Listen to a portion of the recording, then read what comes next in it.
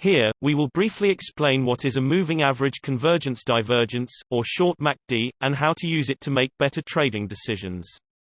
It uses two moving averages, usually the 12-period and the 26-period moving average, subtracted from each other to create a single line, the MACD line.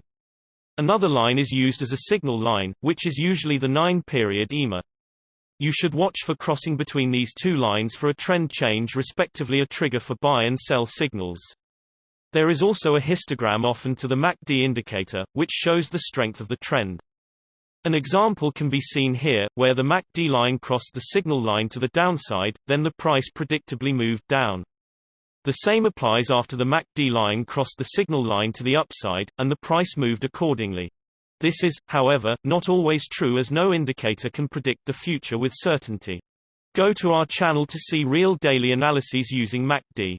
But keep in mind that trading is very risky, and always do your own research before investing or trading.